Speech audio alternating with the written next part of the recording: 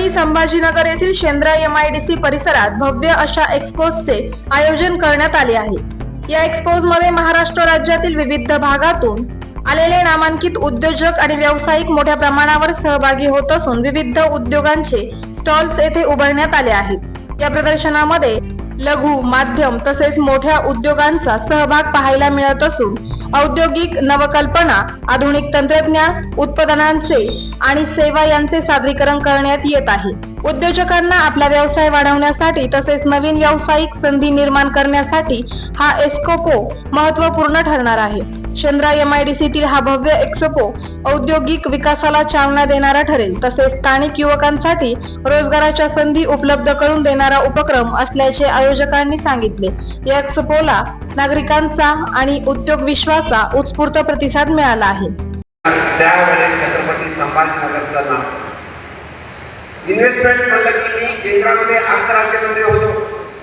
काही उद्योजक संभाजीनगरचे माझ्याकडे त्यावेळेस नॉर्थ ब्लॉक मध्ये दिल्लीला आले। त्यावेळेस मी इन्व्हेस्टमेंट सेक्रेटरी जे इन्व्हेस्टमेंट डिपार्टमेंट वेगळं आहे दिल्लीमध्ये, त्यांना सांगितलं होतं या देशामध्ये जी जी इन्व्हेस्टमेंट येईल त्यांचं मला रिपोर्ट करायचं। आणि त्यावेळेस टोयोटाच्या माध्यमातून त्यांना इन्व्हेस्टमेंट करायची होती, म्हणून ज्यावेळेस उद्योजक आले त्यावेळेस टोयोटाचा विषय निघाला आणि टोयोटाच्या इंडियन डायरेक्टर श्रीमती मनीषा टाटा ज्या सिंगापूरमध्ये होत्या तेव्हा पहिला फोन फायनान्स मिनिस्ट्री म्हणून ॲज अ MOS मी त्यांना केला। त्या सिंगापूरला होत्या।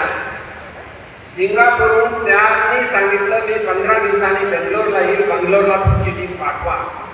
आणि सातत्याने आपल्या येथील उद्योजक बेंगलोरला गेले, त्यांची कमिटी आल्या आणि नंतर त्यांची इन्व्हेस्टमेंट झाली। अर्थात सर्व महाराष्ट्र शासनाच्या मुळेच हे शक्य झालं।